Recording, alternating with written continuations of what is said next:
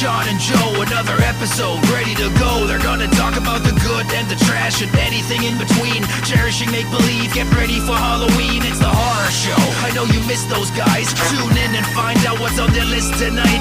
They butcher and dissect, take apart and mutilate. Listen to your two favorite brainiacs communicate. It's the horror show.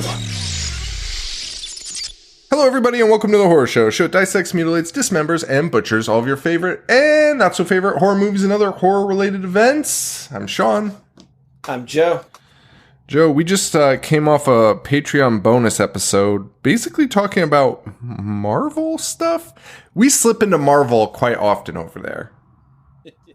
We do. It's fun. It's fun. Like, we have a, in my opinion, pretty entertaining, engaging conversation.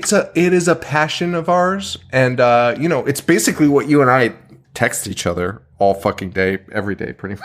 Exactly right. It's just an extended version of it. And that was a blast, and now we get to talk about parents. Speaking of a blast, which was not a fucking blast at all. Dude, I'm feeling good. I don't know if it's because I ruined my body. So my son turned 2, and I've eaten nothing except ice cream and like pizza for every meal for the last 3 days. I'm fucked up, so I apologize.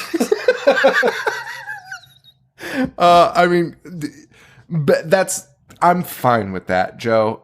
That's going to be the only way to get through this episode. Boy, so I would say, and I'm sure there's people that disagree, but I would say since our return, we've been putting out hitters every fucking week. Even and you know what else? We're enjoying the movies. I don't know if there's been a movie. I mean, I know there's been movies that we didn't like, but for the most part, we've enjoyed our time doing these, and we haven't really run into one of those pitfall episodes. I think we've hit it. Well, I mean, you don't know. There was Burnt Offerings. I like this way more than Burnt Offerings. I'll tell you that much. I like it more than Burnt Offerings. I just don't know if there's anything to fucking talk about. Which okay. You're dead on. You're dead on with that. And I was nervous going into this episode or going into this week because I've seen Parents before, right? Yes. Our buddy Mike, shout out Mike. He's always in live chat saying something ridiculous, and he was on one of our episodes. Which one was it? The one with the starfish that gets thrown at people. Oh, Rock and Roll Nightmare. Yeah, and he comes to all our live shows, so I know people know him. But anyway, shout out to Mike. We went to we were in high school. We signed up at his dad's country club golf tournament, and the only reason we signed up was so Mike could drive the golf cart. That was all he wanted to do. And the tournament started at like 6:30 in the morning, a time that neither of us had ever woken up for before. And we got real drunk, and Mike got us kicked out, honestly, it had to be like 5 minutes. He's just fucking driving through the sand pits at like full speed, and just running through people. It was ridiculous, but we were thrown out, and we ended up going back and watching. Again, by the time we got back to his house, it was like 7:30 in the morning, so everyone was still asleep. And we ended up watching Parents, and I remember it pretty well because that was a pretty memorable start to the day. And like I just remember being like, this is pretty interesting because Mike and I had tried to get it before, and it was out of print for the longest time. Yeah, eBay had it for like VHS for like $250. However he got it, we watched it, and I was like, this is fine. This is a fine movie. Yeah. That's it. It's not ridiculous enough. The premise, it could be, but it's not ridiculous enough to, like, have fun talking about. And it's not good enough to, like, get amped up about it. The premise, so the cover art sells me. And I don't know why, because I re-looked at it, and I was like, why did this sell me? But I think it's just been burned into my brain since I was a kid. And I remember seeing the VHSs, and it was there. And I was just like, oh, man, that looks fucking weird. And, then you hear the description, and you're like, oh, I'm all on board with this. And I was so pumped to watch this. And it might be the least amount of notes I've ever taken on a movie. It was just really hard to, I don't know. It's not terrible. It's missing one thing. It's like a molecule away from being great, to be honest with you. It's like an interesting enough story. And honestly, it's well acted. Like, Randy Quaid is not bad in this. No. He's actually pretty good as a bad guy. He's pretty menacing. Yeah, because he's a fucking psychopath. Yeah, Tina watched it with me. She's like, I'm pretty sure he's just playing himself. 100%. They're like, pretend this is your fucking kid. They didn't even give him the script. He's yelling. Just, I like that theory. Just be like, read one of the, just make up a bedtime story like you read your kid and be like, once upon a time there was a piece of shit. Once upon a time there was an idiot kid who made really bad decisions and was a stupid asshole and disappointed everyone in his life. The bedtime stories he reads this kid are so fucking ridiculous. All the kid does is like go down, literally just like walk downstairs and be like, once upon a time, there was a little boy who broke the rules and then he fucked everything up forever. No, he really is. Literally, the kid's crime is like living in his own house. Being alive, yes. What do you want him to do? And we'll get into the weirdness of that too, because he's like, I fucking told you not to go into the basement. But like in some scenes, the basement is just an empty room, and in other scenes, it appears to be a torture chamber. It's a fucking like morgue. So I don't quite understand what the fuck is happening in like different periods of this movie. Because they move in, they see the basement, and it's innocuous, and he's just like, yeah, this is where we keep wine, stupid kid. So like, don't bother coming down here. And like the kid's like, okay. And then the kid sneaks down, and there's like fucking bodies on tables and shit. It's fucking insane. And that's when the dad gets mad. And then later they go back down and it's just empty again. Like the kid's like, I need to go confirm what's down there. And there's fucking nothing down there. Dude, there's a scene where he goes to his dad's work, and I'm only sharing this because people like when I bring up my dad. Pretty much that scene, I don't want to go into like what my dad's profession was because I don't want to give away too many details. But there was a scene where when I was in 4th grade, I think I've told you this story before. I went to my dad's work. And he showed me like the most fucking, like, honestly, like, ruined my life. He showed me like real life, like, just death and gore things. The things that he should not be showing me. And then just like telling me things and be like, yeah, if you fuck around, this is going to happen to you. And be like, oh, okay. Like, that's like ruined my life. And watching Randy Quaid do that to his son, like bringing him to his place of work and seeing like standing next to a dead body and then having his boss made a comment that was like, yeah, you know, you got to be careful. And Randy Quaid's like, it might happen to kids like you. Right in his face. The kid's looking at like a model. And he's like, yeah, it also happens to kids that look at fucking models they shouldn't be looking at. Yeah. That's exactly. The fuck? He's so fucking pissed about it. Which is weird because at the beginning of the movie, he doesn't seem like that bad of a dad. Oh, dude, he goes so it's so like on and off. Like he'll seem like a genuine family kind of guy. Also, this is filmed like WandaVision. We were just talking about that. Oh my god, yes, it is. It takes place in it's filmed like a Bewitched set, you know. It is. Yeah, it's supposed to take place in the 50s. How they Oh boy, I don't know. It feels more like, and this is why, like, because you get that vibe from the cover of the VHS, right? And so this is supposed to take place in the 50s.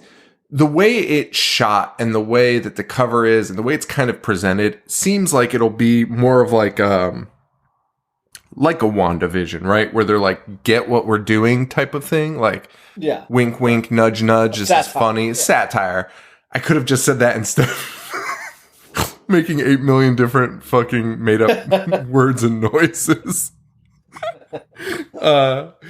And it's, yeah, like I thought you would assume it would be like a satire, but it's actually just like a fucking period piece. He's just shot in the 50s, right? Yeah, so, it's like you forget about that for most of it, and then like something will come back and be like, oh yeah, this is a long time ago. And I feel like that's like a huge missed opportunity. And because what's the point? Yeah. Why does this have to be in the 50s? You know, there's nothing that would prevent this from happening at the time that it was made. No. So that was a weird part of it too. It stars Randy Quaid, who would later become a fucking legitimate lunatic. And still is a fucking crazy person. But just less fun. He was more fun. We talked about this in the IG Live. He was way more fun when he was just fucking crazy and thought that the government was killing celebrities. Comparing himself to Lindsay Lohan and Britney Spears. And fucking Philip Seymour Hoffman and Heath Ledger. Yeah. He's like, oh, you saw what they did to those two guys. So like, let's say there was like a fucking government thing that was like, we're going to kill the best actors. You're safe, Randy. don't fucking worry about it, brother. You're good. And he had this huge piece in Vogue, this huge interview in Vogue after they got arrested, because him and his wife started getting arrested like regularly at the time for like doing weird shit, like fucking stealing and like giving people fake credit cards. Which, like, if you think the Illuminati's out to get you, maybe lay low. Stop committing crimes. Maybe don't do high-profile things. I don't know. And, like, he just started, like, suing everybody. Like, this guy is just a fucking asshole. Honestly, he fucking pisses me off, actually, the more I read about him. So, there's a bunch of weird shit that happens to this guy like, over the course of a couple decades, where he tries to sue. I think it starts after Brokeback Mountain that he was in, where he tried to sue them because he's like, well, I would have asked for more money if I knew the movie would have made this much money. Randy Quaid, did anyone think Brokeback Mountain was going to make that much money and be like a cultural phenomenon? Like, stop it. He was like, yeah. And his reasoning was wouldn't that just be the case for every actor ever? Yes. Yes. If I knew this was going to be good, I would act for like, oh, yeah, of course he would have. Kidding me? It was fucking crazy. And that was, and it was because he said Brokeback, the production, claimed it was like an independent movie and like low budget, which it fucking was. They fucking shot it out in the fucking woods. There was nothing to do. Like, come on, stop it. Like, what are you, fucking nuts? And you signed the fucking contract. What are you talking about? I mean, that's the kicker. You fucking signed off on it. And I don't know much about that movie, but what I imagine was because it was during that same like period where independent films were getting a bigger showcase if people enjoyed it, right? So like it was like the Blair Witch, right? Like that wasn't released and became a massive hit. Like, well, I mean, that's literally what happened. But what I'm trying to say is they didn't know, like they didn't film it and then they were like, this is going to be a hit. Like, let's put it out to everywhere. It just caught fire. And I think that's what Brokeback did. Yeah. Like it just, I remember it like gaining like traction and people talking about it and there was like a buzz and then it got fucking major release and that's the fucking case. Anyway, he of course lost that. That's been the case. That's been the case since fucking film was made. That's literally how things work. Other than blockbuster movies, which like get hyped up as blockbusters, that's how everything else fucking works. So that was like the start of his craziness. Then he steals money. Him and his fucking wife get arrested for trespassing because they're living in his old pool house that they don't own the property for anymore. And when they're arrested, they're like, no, we were fucking scammed with fake signatures. We own this place still. Which of course they didn't. They sold the fucking bill. If you owned it, why would you be saying that? What the fuck are you talking about? It's fucking madness. But it seems like his MO at this point, where he's just like making shit up. And then they run to Canada, where funniest story is they go to Canada to seek exile because they think that there's hitmen to kill him, and Canada's like, you can't fucking stay here. So his wife files because her parents are Canadian. So she gets citizenship there. So Randy's like, oh, now I can get it because my wife's a citizen. And they're like, no, you can't. They fucking kicked him the fuck out of the country. And he sued them. He tried everything to stay there. And then they were like, get the fuck out. So he's like, fine, I'll go to Vermont. And is immediately arrested as soon as he crosses the fucking border. Which, again, if Hollywood was trying to kill you, do you think the borders would stop them? This is like the issue we have with. That would be like Hollywood's. Like that would be like their ideal situation. Be like, okay, he's out of fucking America. Like we'll kill him in a different country. Absolutely. And just chalk it up to being like a foreign affair. Like what? And their dream come true. Yeah, and this is what you and I complain about constantly with these conspiracy theorists, which is like, they think that there's like these easy solutions to their own conspiracies. And you're like, dude, if this is the conspiracy, like you're fucking dead before you know it. Like Exactly. Before you get a Vogue interview, or while you're at a Vogue interview, a fucking magazine linked to the industry of Hollywood. I think we've said it on the show before. It's just like, why would, like, if you are in the mindset that there's this huge, like, secret society that wants to kill people, right? Why do you know about it? Because they're either the shittiest secret society, like... It's not a secret society. It's not a secret society if you know about it. And then also, like, nobody on Earth tells you what your next fucking move... Like, you don't know what your boss is deciding right now because they don't fucking tell you. Like, why? And if your boss isn't telling you what they're doing right now, like, you can walk into work tomorrow and get fired. Yeah. Well, that blindsided me. That was fucking alarming. Because they don't need to tell you. Why would a secret society fucking have all their information out there for every fucking loser on the internet to be like, whoa, this is what's happening? Like, fuck you, Randy Quaid. Taking pictures and shit together. Like, why would they do that? And, like, if it really was a secret society and Randy Quaid stumbled across him, he'd be dead. And they'd be like, well, look at him.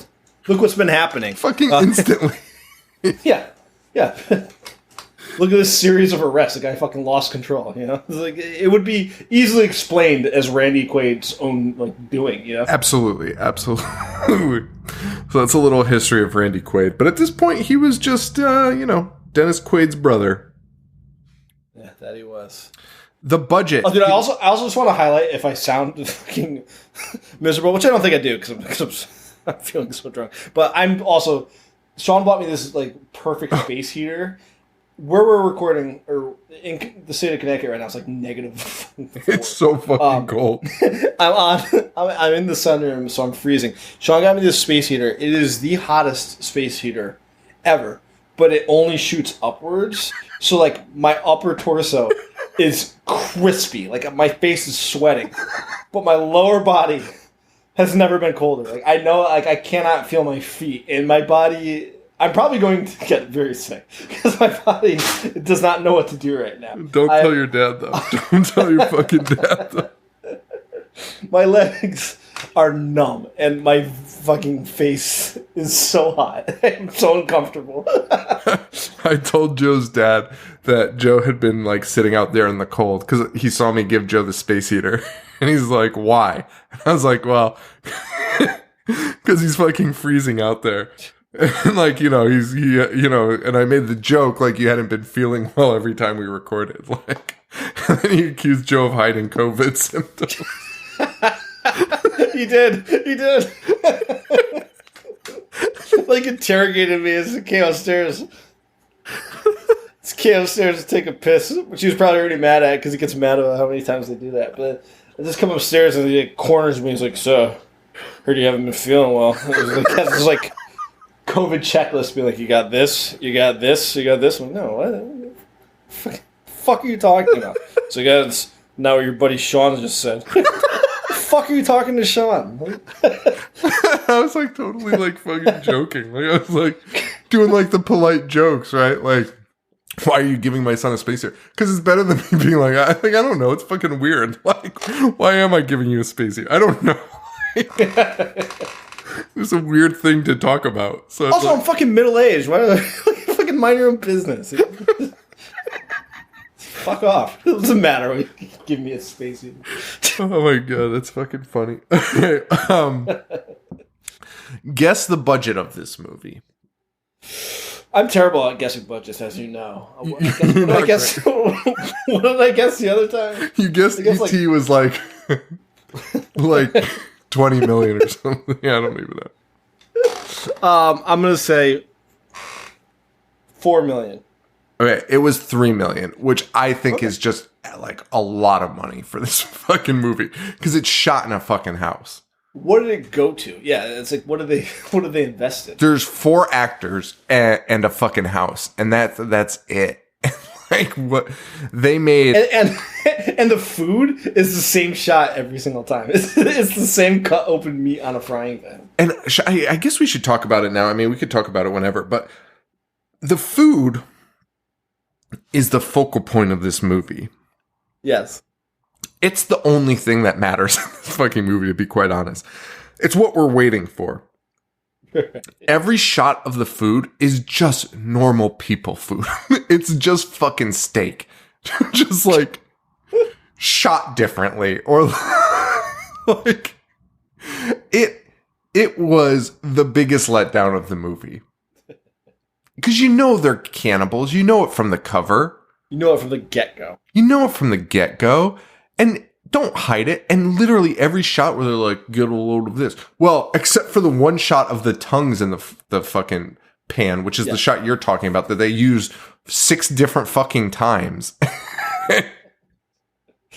And never explained what it was. But everything else was just steak. Like it was one of the least impressive things I've ever seen. It was just pieces of meat that were being cut. And it was just not great. They took home a whopping $800K from the box office. So somebody took a bath on this one. And it wasn't Randy Quaid because he looks like he fucking stinks. Yeah, it never took a bath. This was also made by Vestron Pictures, who did Slaughter High, The Princess Bride. Wait, did they do Dirty Dancing? They did. That was their big fucking hit, was Dirty Dancing.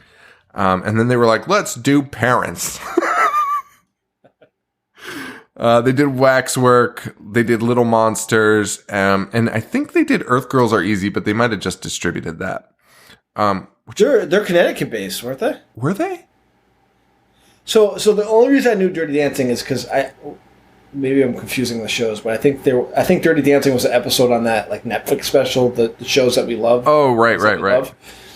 And I remember them talking about Vestron. I want to say they were like Stanford based. Oh, that's cool. It doesn't say where they're from. That should be like this should be something we talk about here in Connecticut. Dirty Dancing, yeah. Earth Girls Are Easy. When I read that after the movie, I was like, boy, I wish we watched Earth Girls Are Easy. I fucking love that movie, man. Solid. That was on Comedy Central basically daily. Like when it started. Dude, Goldblum, Carey, and Damon Wayans. It's a solid lineup. What a fucking trio. What a fucking trio. And then their like furry outfits were so fucking ridiculous.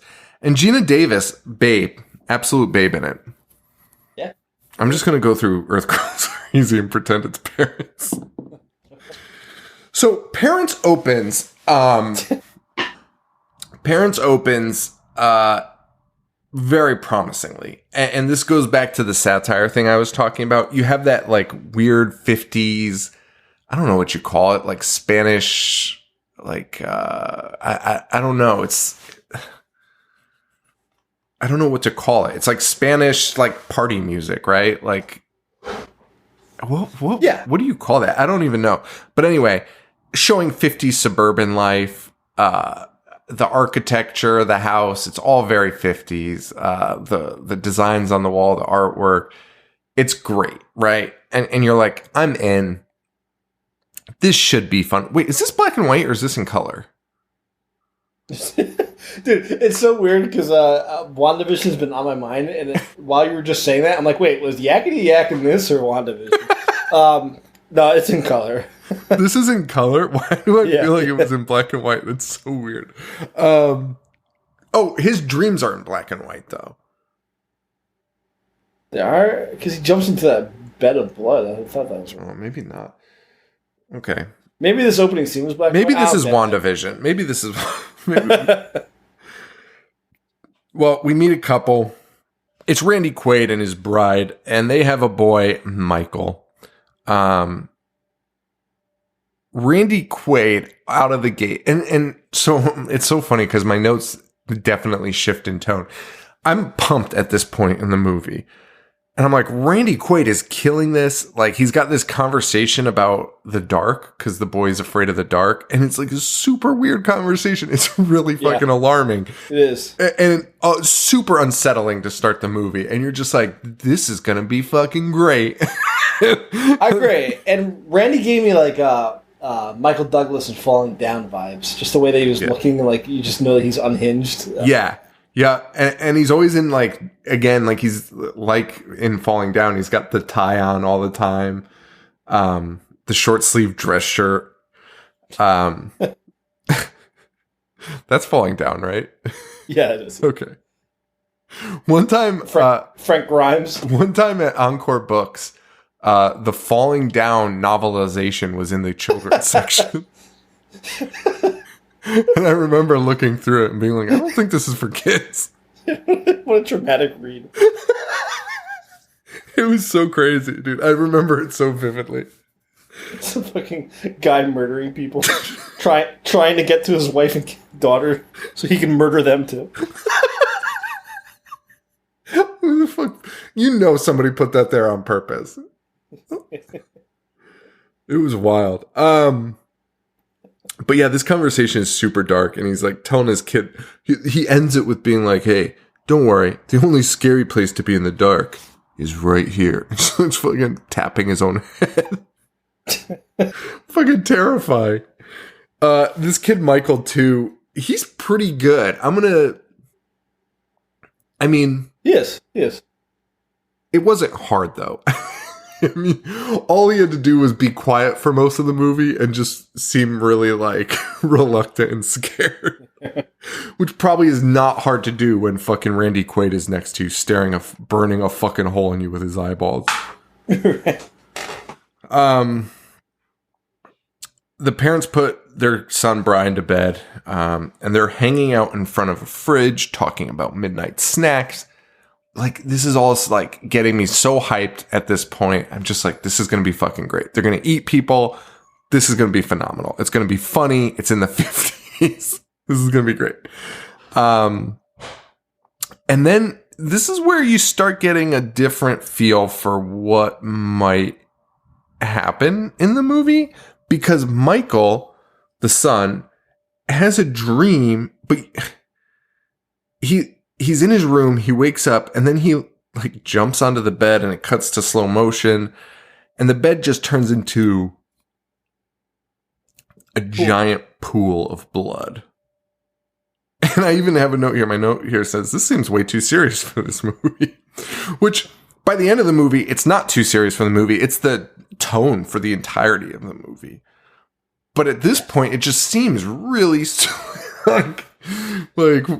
like serious, very just like imagery and like thought-provoking in a way, like being like, oh, what does this mean? This scene also lasts for like 4 fucking minutes of just fucking pool of blood just gurgling. Yes. I almost wish we were watching Deathbed. Deathbed is way more entertaining than this and very, very similar. Michael and his mom cook. They're cooking what appears to be fucking tongues. It'll be the same shot we see 3 more times. I looked it up. It's kidneys they're cooking. So that's fine. And like that's what it fucking kind of looks like, and that's what they say later in another scene, but they cook the fucking same thing 3 times. So I don't care. I don't know what it is, but like Well, it looks fucking. I mean, are kidneys that tiny? I don't know. They don't look like kidneys. I mean, I don't know. Fucking. I mean, I don't give a shit. It's because I know at one point they mention kidneys, and then it cuts to a cooking scene, and they show these fucking things again. But I'm not going to put too much thought into this because they didn't. A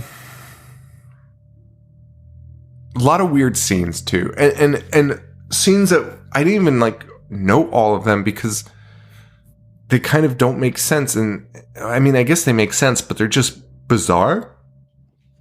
Dude, I can't stop you. Like, sorry. Like, sorry. yeah, I mean, it's this movie. I'm gonna have to leave that in now because it's a fucking good joke. Yeah, leave it in. It's the fucking movie. I mean, again, I was dreading talking about this because, like, it's just a kid who suspects his parents are doing weird shit, and they are, and the entire movie they're just like, we're not doing weird shit, and then it fucking ends, you know? Joe, when I paused it and there was only 20 minutes left, I was like, oh, so nothing's gonna happen. Like I didn't realize that this was the movie where nothing happens, and it is. Nothing fucking happens. Well, you know, the last 5 minutes, there's an event. An event, you know. Sure, there's an event at the end. There's a climax, but it's like that's really all it is. It's just this kid being like, I think my parents are doing weird stuff, and then it's just him telling his friend that, and they like go in and out of rooms and kind of see weird stuff, but. And then again, Randy Quaid just coming up and being like, I'm going to tell you a bedtime story now. And he does it like 5 different times and ties it into like the kids snooping around. And yeah, that's the entire movie. It is the entire movie. And showing the same shot of meat cooking is so fucking lazy. And also like the writing right here at this scene, like, the kid wakes up, he's like, oh, why are we having weird stuff for breakfast? And the mom's like, oh, that's not breakfast. I'm just cooking other stuff. I'm like, what? Why? Why couldn't you just, like, why couldn't you make fucking breakfast? Like, make people bacon. Or just make them see this at nighttime. Why the fuck are you having this conversation? And, you know, I think this is where it gets a little bit clouded, where you're like, maybe this is a good movie because I don't know if I don't think it's bad. It's not. I'll tell you right now, it's not. Oh, we didn't ask each other. Would you recommend someone watch? Oh, this is a fucking tough one. I think no. I don't think I'd recommend it. It would be up in the air. Like, I feel like you should see it eventually, but I feel like I'd be like, just watch something else. Like, I think I agree. I think it would depend on the person I was recommending it to. Like, if somebody was just like, I'm in the mood for like a slow burn, because again, it's not terrible. Like, if I didn't have to talk about it right now, I'd probably be like, yeah, Parents is fine. You know, watch it. You know, yep. Tell me what you think. But the fact that I have to dissect it right now, no, I wouldn't. Yeah, and boy, I do think it's like kind of. There's just a lot of there's a lot of filler in this, and I noted some of them down just to have something to fucking talk about. Like in this scene, the dad's mowing the lawn, and Michael just goes to the window and like points a gun at him, like with his finger, and just goes pow. And Randy just stares at him, and it's like, is that good like exposition for the characters? I don't even fucking know, but it looks all right. I wasn't completely bored, as boring of a movie as it sounds and kind of is. I wasn't bored. Like, it's an hour and 20 minutes, and I was fine with it. Yeah. I don't know. All right. Yeah, I'm with you. I can't stress enough. It's probably the most run-of-the-mill movie we've ever done. Yeah, I know, and it's really weird. It's the first one where we hit, and I would have put fucking money on this being awesome, just based on the name, the cover, and we got something else. Here we are. I love that it's 10:30 and we're still at the opening scene. Dude, it's gonna fly. You know what I mean? I know. No, dude. I'm honestly enjoying this episode. It's crazy. This is gonna be interesting. This is gonna be interesting. So after that opening scene, we cut to Miss Baxter's class, who I thought was going to play a bigger piece in this movie, but she does not. And she's talking about new additions to the class, but then also that it's the start of a new school year. So I don't know how they're new additions to literally everyone there is new. A new class. So that was some fucking piss poor writing. They ask for fun facts from the new students. We meet one girl who I don't know her name. I don't know if I ever catch her name, but she is, she claims she's, an alien and from the moon. Yeah. And she's also talking about bartending. She's like, oh, if you put an onion in it, it's a fucking Tom Collins. And I know there's no onion in Tom Collins, but it's something. It's a Gibson. It's a Gibson. If you put an onion in a martini. A martini. Sounds fucking disgusting.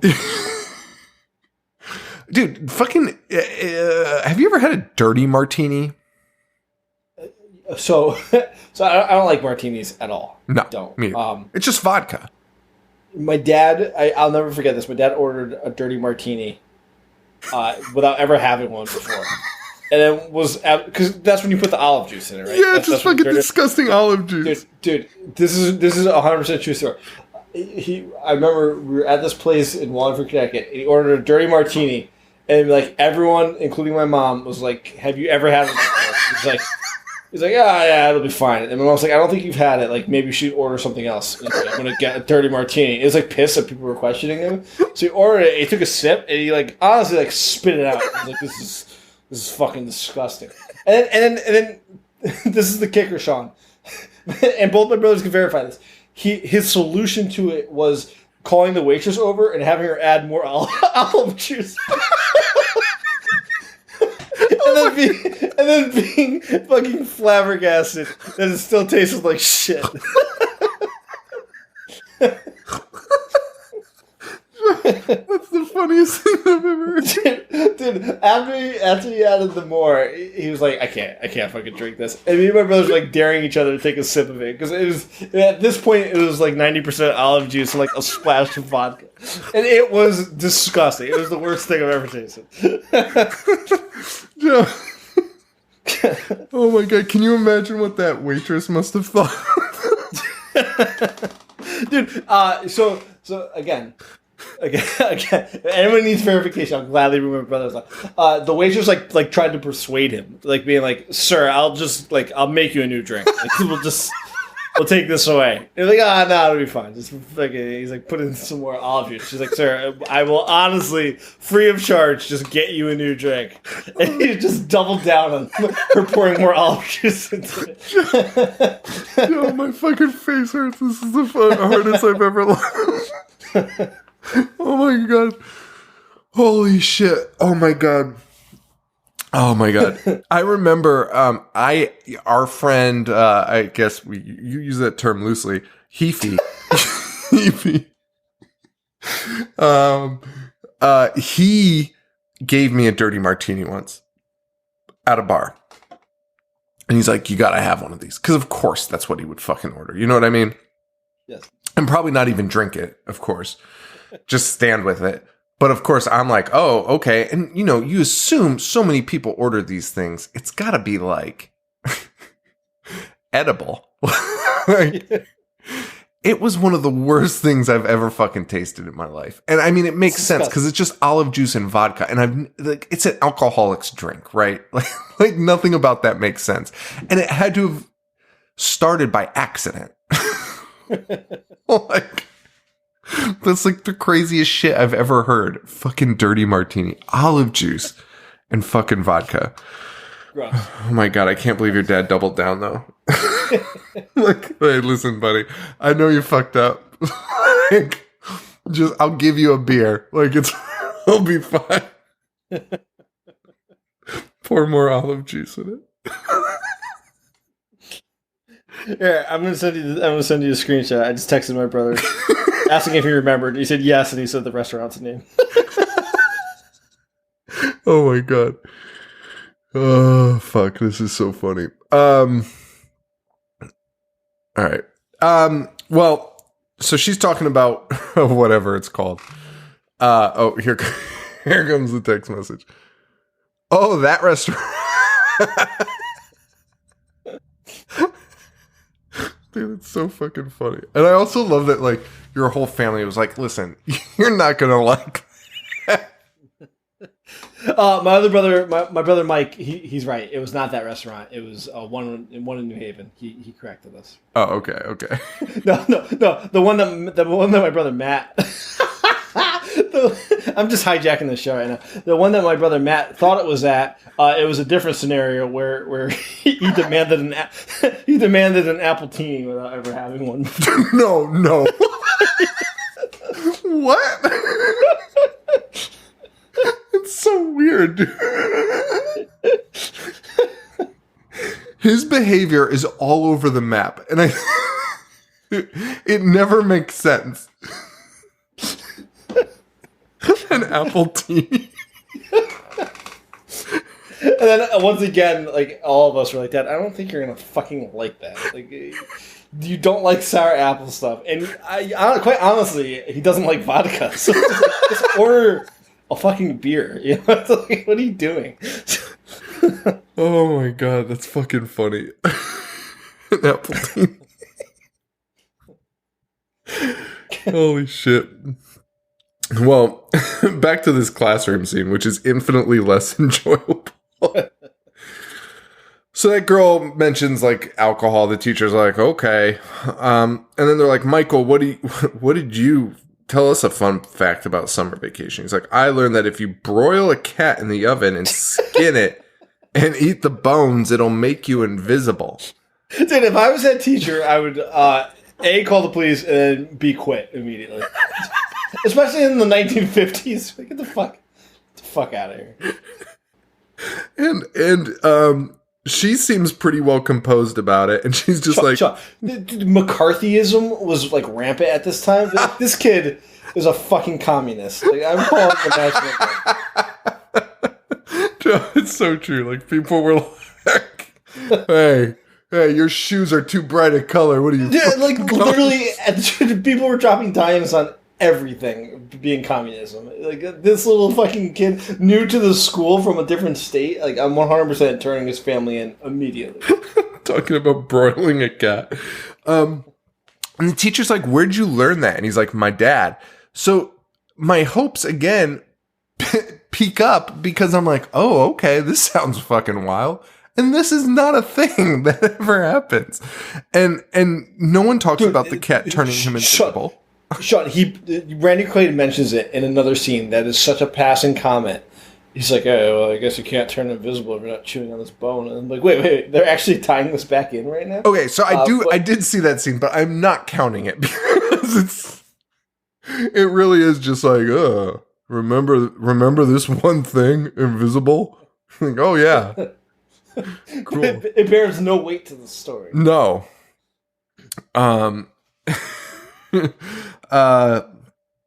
So Michael and the new girl, they are something else, and they become a pair, which makes sense. They're perfect for each other. The girl talks some more about being from the moon. Michael talks about his dad teaching him the cat thing. This is a fucking nightmare couple. And by the way, again, kind of a cool element. Like, I was invested in these two fucking weirdos. Like, I thought, these two, you could have a movie about these two fucking nutcases. Sure. They're psychopaths. There's a scene later where they, like, destroy the house where I was like, oh, wow. And it just leads to nothing. It just leads to another bad bedtime story. And that's actually the truth. That's what results of That's literally what happens.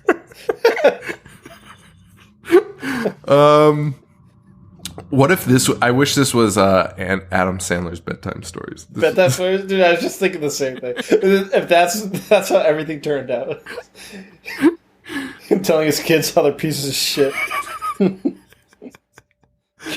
Oh man, Michael comes home. His parents are acting super fucking weird, which is just kind of the flow of this movie. Michael finding his parents, them being like, "Oh, we didn't know you'd be home." And like, okay, you're eating people. We get it. And that's kind of just like it ebbs and flows like that. Just kind of goes back and forth like that. We see Michael going to bed. And what does he say? He sees a crack in the ceiling, and the mom's like, "Oh, that's just the gas pipe." And he's like, Yeah. "Oh, I'm gonna." Yes, which ties into later, which is fucking incredible, honestly, if you think about that. Okay, so that was like the one thing where I was like, at least they're doing something with this. But like, again, you didn't need to tell us that. Like, we could have heard the hissing and the gas pipe lid. You could have just watched. You could have just watched the explosion. But, probably a gas leak. Probably, yeah. We didn't need this whole fucking scene. And then we definitely didn't need Michael being like, when I'm grown up, I'm going to replace gas with, I think he says hanged humans who he's going to chop off their hands and then burn them forever. Fuck is happening? Fuck is that mean? Well, Michael wakes up and then sees the weird... Well, I want to say it's the weirdest shit ever, but like we only get like a super short glimpse of it, which is his parents rolling around in white sheets. Dude, I think they're supposed to be fucking, but if that's what they're supposed to be doing, the person who wrote that has never had sex. They're literally like rolling over each other. A steamroller. Like when you go down a hill, they're just doing that all over each other. With like red, is it supposed to be blood? I mean, what is it? I mean, there's They like have red shit all over their fucking lips. there's like which fun fact in this scene, there's just like the smallest little bit of red shit around their lips, and then later when Michael is explaining this to a psychologist, their faces are like fucking covered in blood. And they're like, ah. Which, like, why save that for the end? Give us a taste of it. Like, instead, we saw them acting politely and being like, Michael, like, go to fucking bed. Oh, boy. Next day in school, the teacher says, draw a picture of your family so you know that's going to be good. And she's grading the papers that night. And she gets to Michael's, and it's just, if you weren't scared of the fucking cat thing that he announced to the entire class, you'd be fucking terrified of this fucking picture. He just scribbled blood all over the place. Oh my God. She's like, she's like, oh, is this, why'd you draw this? He's like, I don't know, it's what it is. She's like, okay.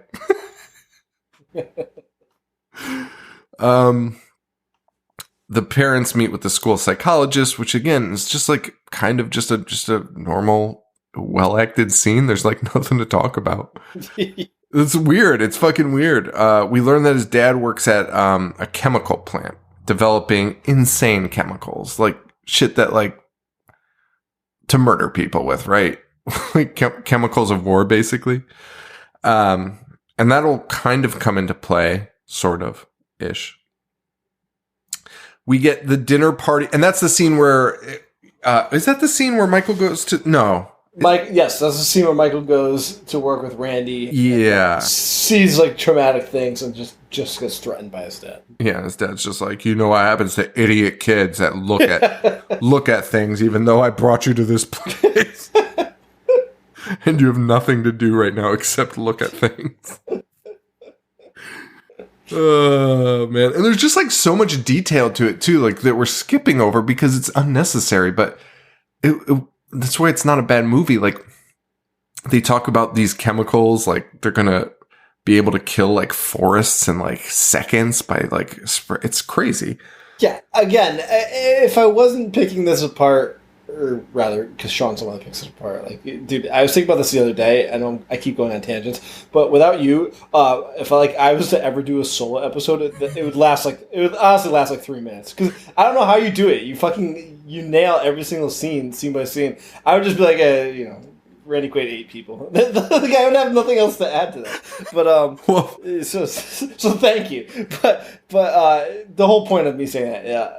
If we weren't doing that in this format, I'd probably say, yeah, check it out. It's a pretty obscure, like, well-done horror movie starring Randy Quaid. But there's so much fucking dog shit like you have to sit through. It really is. It's fucking not fun to talk about. It's not. It was barely fun to watch, but you make it through. Dinner party now with his boss, who is also happens to be the parents of Space Girl. Yes. So little has happened at this point that I was honestly like, maybe they are really from space. Because I'm like, something's got to happen, right? Like, I'm not even entirely sure they're cannibals yet. Like, they have not given us really, like, concrete evidence of that occurring. No, it's just kind of like a maybe, you know, Randy's creepy enough that it could be. Right. So I'm like, maybe they're all aliens. I was like, I don't know what's going on. Just some more odd behavior with them and the girl, and him and the girl are getting pretty tight, and they're like watching the parents and just being like, they get weird at night. And there's a weird scene where Randy Quaid pours like an entire pitcher of like vodka on his wife, and I thought that was going to be a thing, but it wasn't. It wasn't either. Oh boy. Michael meets with his school psychologist though finally to discuss the pictures. And she's like, listen, let's look at some pictures and you tell me what they're doing. This was like, I like, again, there's like some cool shit in this. So she's like, we're going to look at some pictures and you tell me what you see.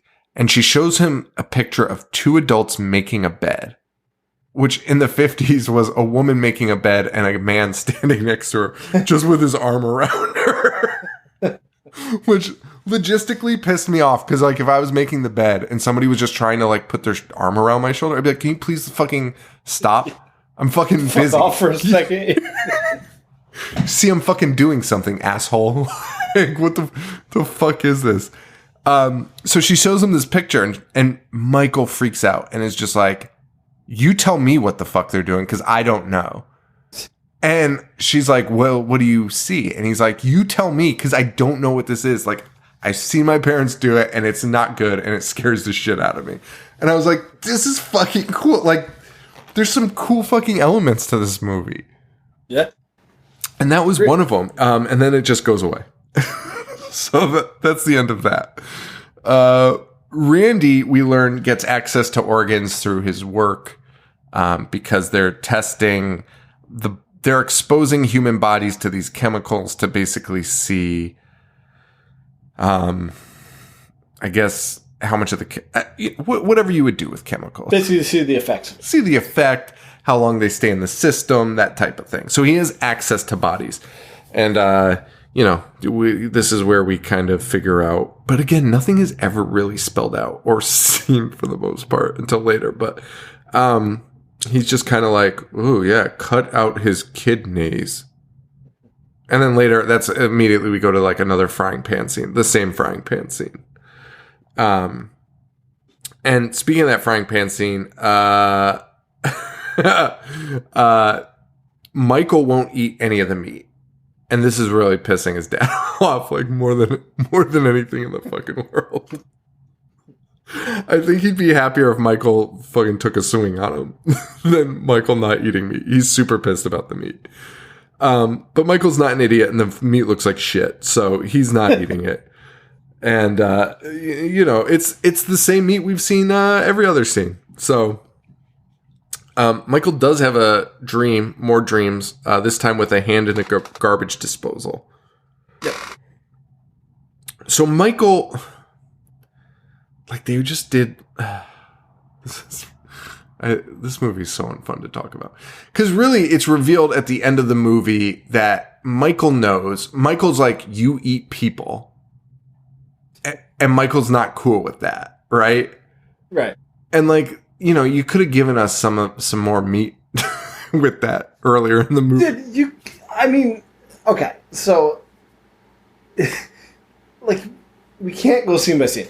So, we have the alien girl, and basically it becomes like that generic trope where they're like, I think something weird's going on, and they just kind of like stumble upon things that highly imply that the parents are like harvesting bodies or perhaps killing people, and they're most definitely eating meat. Yeah. But like you said, we don't find out until the very fucking end. Like, we could have had a lot more, or even just like I hate that. Like, we know that Michael doesn't know, and he's trying to piece it together. But like, we as the audience can fucking know. We can watch Randy do it. Like, we can watch Randy kill somebody. You know.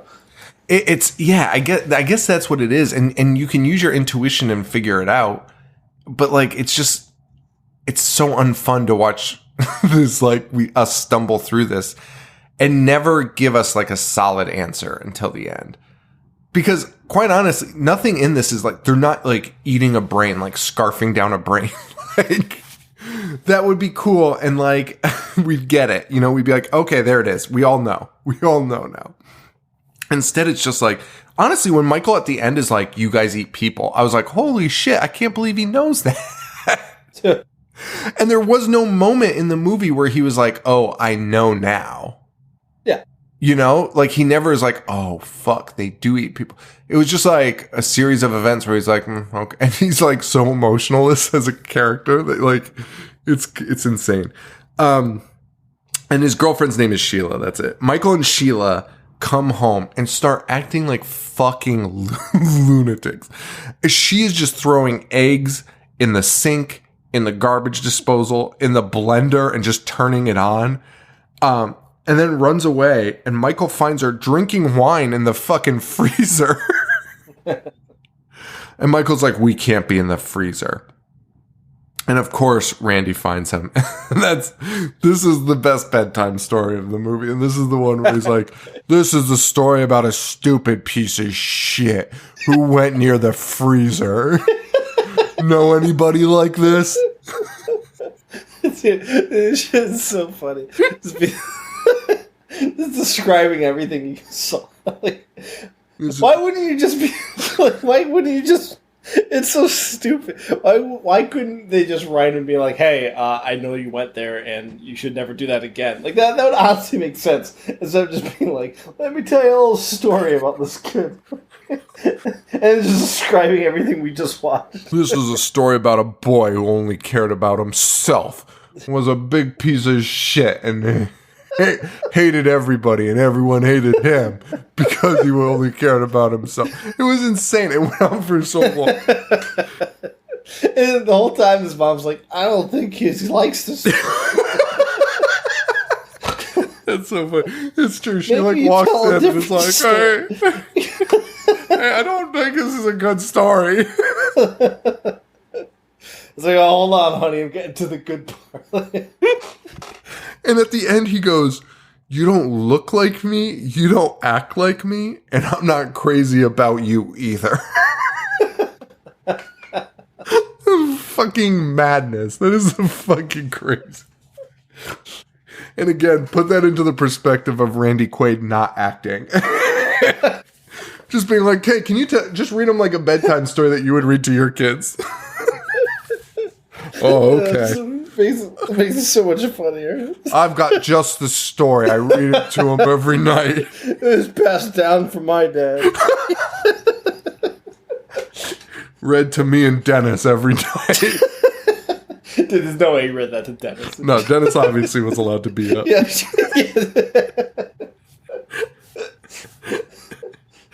Dennis like got to watch TV and shit. Yeah. Randy was locked in the fucking basement. That's funny. Oh man! Somehow Michael sneaks into his dad's work, where we learn he's in the human testing division, which again would have been nice to know fucking an hour ago. We get a tense scene where, we two tense scenes where Michael is at his dad's work, and then his dad comes in, so he hides under one of the fucking bodies that his dad's like cutting up for dinner, and he drops a pair of scissors, and Michael grabs them for some reason. That makes no fucking sense. No. It's literally an inch from his dad's feet. And then it's all to set up another scene that's just even weirder, which is he goes home. Well, his dad picks him up on the way home at like 11 p.m. or what we assume is 11 p.m. He's walking home, and his dad doesn't even look at him. He's just looking. Randy is looking straight ahead the entire time. Like there's no reason we should believe that Randy's aware that the kid is walking on the sidewalk. It looks like the middle of the fucking night. He's like, "Want a ride?" Not like get in the fucking car. Like, are you okay? Like, why are you out here? "Hey pal, you need a ride home?" Oh boy, the kid takes it, and there's a giant body in the back, and Michael goes to touch it. He's like, "Don't touch the fucking laundry." Oh man, they go home. They have dinner together, and Michael drops the medical scissors out of his pocket by accident at dinner. It's a tense scene. Randy picks it up, and he's like, "Where'd you find these?" Michael's like, "The front yard." And Randy's like, "Is that so?" And then for some reason, this is the one time the mom's like, "You have to stop that." Like his one line of questioning that makes sense. Randy, like Randy's legitimately shocked that the kid might have been at his work, where he just picked him up walking home from that fucking building. Like, where did he think he was coming from? Oh my god. Well, Michael goes snooping, which not a great idea because, you know, his dad has warned him several times, like, not to go around. He goes downstairs, and this is where the basement looks like a fucking, like a haunted house, a scene in a haunted house, like a fucking butcher knife covered in fucking blood. There's an arm. He runs back to his room, and Randy Quaid is just sitting on his fucking bed, being like, "So, what are you doing?" Asks him why he's up, and the kid has somehow managed to like put a fucking Twinkie in his pocket, and Randy's like, "Oh, I told you, no snacks, you silly goose." And he's like the nicest dad in the world. And he's like, "Love you, pal. Just no more snacks at night. Have a good time." Oh man, I have something. Oh, I just wrote, "There's fucking 20 minutes left and nothing has happened," which is accurate. No, we've made no progress with this story. Michael's psychologist really starts digging in on what Michael saw the night of the sheet incident. The sheet incident. And we finally get a glimpse of this bloody orgy a little clearer, but again, it's still not totally clear. We don't know really what they were doing, except it finally ends and the mom is just holding a sheet full of like meat, and it's just like, "Ugh," and like fucking holds it towards the camera. And it's like, well, what does that mean? Like, what the fuck is happening? Like, is it a ritual? Is it just you like the taste of it? We don't know, right? No, right. We never know. No. Michael and the psychologist, for some reason, decide to go to his house together, which seems not like the most appropriate decision to make. But it is what it is. And they go to the basement because she's like, show me what you see, where you've seen things. So they go to the basement, and it's totally fine. It's totally clean. But then they find a body that is outside the house. And like rolls in through that like basement, like crawl space window. It's really fucking weird. It makes no sense why this body is outside, but she tries to leave the basement. But Michael locks her down there, or is like blocking the door, but she's able to get out. She's running. We see some movement in the background, like one of the parents is home, or both. She hides in a closet, and they start trying to fucking stab her. And probably the only cool scene in this movie is when she fucking grabs the knife. Yes. The fucking school psychologist grabs the fucking knife to stop it, and it just, oh, fuck. It was fucking, that was like fucking crazy. Of all the scenes in this movie, it was so weird. But she escapes the closet only to get got by a golf club. And we cut to another reused scene that we saw at the beginning of the fucking movie, which is the parents barbecuing meat. Yes. So that's cool. Also, I'm sorry, Sean. I want to apologize. I feel like my chair. Honestly, I think it's the cold. It's never been like squeaky like this. Every time I even remotely shift, it's making a noise. Oh yeah, no, it's fine. I think it comes out with the software I use, so I think we're good. Okay. But they come in with the meat that they're barbecuing, and Michael fucking hits him with a baseball bat to old Randy's stomach, and down goes Quaid. But that didn't last long because it just cuts, and Michael's tied up. Yeah. Tied up at the dinner table. Tied up at the dinner table, and this is when we get the big reveal at the very end, where Michael's like, "You eat people," and Randy Quaid's like, "It's so funny how like, nonchalantly he says it too." And Randy's like, "Oh, yeah." Yeah, and Randy's like, "Yeah, I do, and you should too, you stupid idiot." And that's basically it. I think Randy Quaid is scarier in real life, quite honestly. Like, this guy's not all that bad. They're looking over the final dishes while discussing their life. Dude, they talk forever about their lifestyle, right? They do. It's like a 10-minute thing. They talk about like their future and like where they'll go next, which would be better suited for their lifestyle. It's fucking crazy. It's so weird. Talking about going to the mountains, but it's got to be near a highway so they can get people that get into car accidents. Seems like flawed thinking, because like, imagine you have 3 car accidents in the same area, and for some reason the bodies are never there. Cops coming in, there's never a car. There's never a body in the car. There's never a body, just a bunch of cars. Oh man. And he's going in this like big speech with his son, being like, "Yeah, you say you hate me, but you don't." He's like, "I'm gonna untie you, and nothing's gonna happen." Yeah, which is also weird. Then he unties him and immediately gets stabbed with a freaking... Stabs him right in the heart as soon as he's untied. Randy might have actually been stabbed, because his reaction is like the most realistic stabbing reaction I've ever fucking seen. I think Randy was really stabbed, and then I think he actually lifted this boy up by his head. Dude, he 100% did. Be like, "Fucking kids, who needs them?" Dude, he grabs the kid by his fucking skull and lifts him in the air. It's insane. Lifts another human up by their head. Oh my god. Yeah, and he's got a couple lines where he's like, the mom's like, "Stop it!" And he's like, "We'll make another one." Oh boy. Randy also starts a fire in the house by knocking over a candle. And he's going after Michael. Looks like it's going to be the end of Michael. And mom steps in, stabs Randy.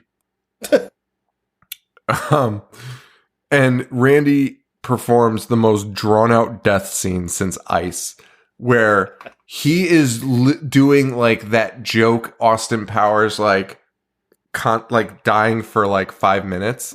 Like, like, he's literally just like rolling around and like bumping into shit for the last 10 minutes of this movie. He's just grabbing onto shit and breaking it. Like, he grabs onto some wood beams and they all break. And he gets up and he like hits the wall. And he grabs onto the wall. Doing the O.J. Simpson bit in Naked Gun. Yes. Stepping in the bear traps. Dude, that's what it is. He's like grabs the wood barbs and he's just like, like, the kid is not doing anything. He's literally just stepping out of the way constantly. And his dad's just dying so slow. His dad grabs onto the gas pipe, it rips out of the fucking wall. And he grabs on which again, you didn't need to show like the pipe leaking before. No. Randy Quaid fucking rips it out of the wall. Like, you would just be like, "Oh, that's not good. That's definitely leaking something bad into the house." He grabs onto the big wine shelf and it just falls back on him. Which, by the way, Randy's like, it cuts to him under that wine shelf and he's like, like trapped under it. Dude, it's literally several 2x4s. like 6 max. It's not a big structure. Trapped over it. I love that it's like filled with shit except for where his face is. You can still see his reaction. Like, ah! Oh my god. Well, Michael gets out and the house blows up, and we know that because the screen just turns white. Then we get the biggest twist ending of all. Oh, the old switcheroo. Michael goes to live with his grandparents. I wrote this before I even knew, but of course they also eat fucking people. And what was not surprising was because Randy Quaid kind of hinted that, like, he's like, this is the way our family, you know what I mean? Like, you're like, oh, like, this probably just goes, like, you know what I mean? This is passed down. Yeah. But anyway, so he goes to live with his grandparents, who are like the sweetest old people. And they're like, again, just like an unrealistic thing to like put it in there to be like, see? They're like, here, buddy, have a snack on your nightstand. They leave him a giant glass of milk. Fucking meat sandwich. And a meat sandwich. A fucking meat sandwich for a midnight snack. Not like, dude, when they put it down, I was like, that's fucking sweet. Because like, he was never let cookie that or like midnight homemade snack. brownies. The fucking meat sandwich. a sandwich, like a 6-inch high sandwich stacked to the fucking gills with meat. And a big old glass of milk. I honestly wanted to fucking puke thinking about that. Fucking revolting. I'd shit my pants. I'd literally shit the bed if I ate that in the middle of the night. Disgusting. Oh my god. Guys, that is parents. That's fucking parents. That's the end. Yeah, I had way more fun recording than I thought I would. You know what? We get through it. We always do. That's parents. And you know what? Do I love this episode? No. But we'll probably get like 8 billion emails being like, this is the greatest episode you've ever done. Because that's always what happens. The ones I'm like, it's all right. It's the ones that everyone's like, holy shit. Thank you. Well, speaking of episodes, we have a live one next Saturday, right? Thank you for plugging that. Saturday, the 30th, 9 p.m. Eastern. Patreon members, you're getting in for free, of course. Well, Patreon Mango Expert tier, you guys are getting in for free. If you aren't a Patreon member, come buy some tickets over at IHateHorror.com. There's going to be a link there where you could order tickets to the live show. And then I'll send you the secret link to get those there. And then we will also be doing a giveaway courtesy of a fan of the show, Jay. And I think he's going to buy some tickets for some people. So if you're interested, if, you know, times are tough these days, if you can't afford to join us, join us over on Instagram and at I Hate Horror. And this probably Monday or Tuesday, I'll do the this comes out Tuesday, so I should probably do it. Fuck it. I'll do it Tuesday or Wednesday. We'll post the sign up to try and get some free tickets. We'll do it a little grab bag to see, give some people some free access to that. So thanks, Jay, for doing that. And if you want to join Patreon, that's patreon.com/IHateHorror. We do bonus episodes. We do live shows. We are active on Patreon this time around, brother. And it is fun. Yeah. I'm having a lot of fun with the Patreon stuff. It is. I gotta agree. We talk about it all the time, but the first go around, like recording a Patreon episode, it's like pulling teeth. It's like, God, I don't want to fucking do this. And finally, we realized just fucking hit record when we call each other. Yes.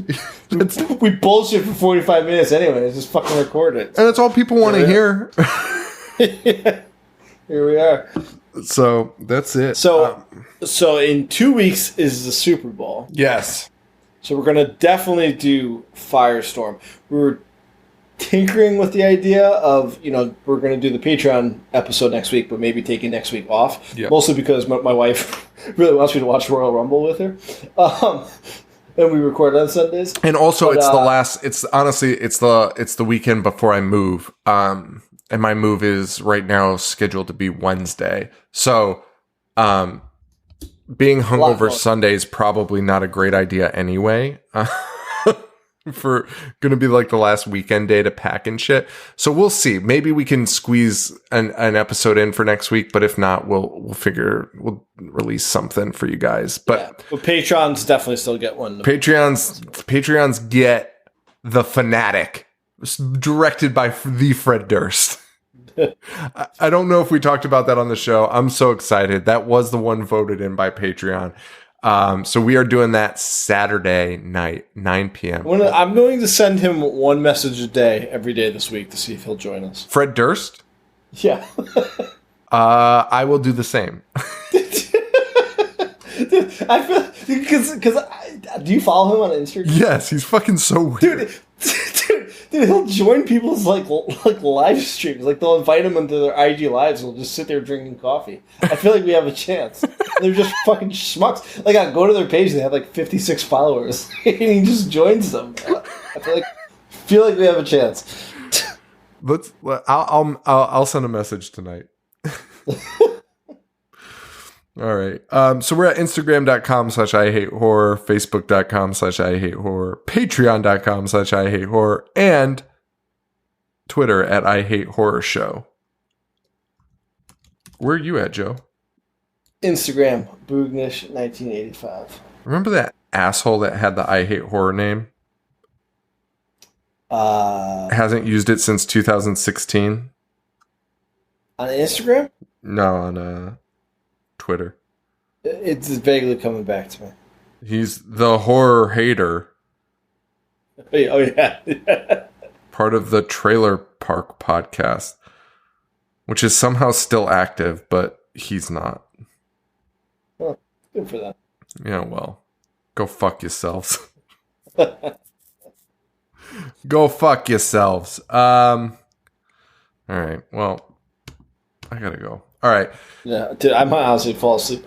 I know. I'm so fucking tired. Just find me dead. All right, guys. Thank you so much. Appreciate all the support. You guys are crazy. And we'll see you Saturday night for the live show. I can't wait. I'm gonna get real loose for that one, baby.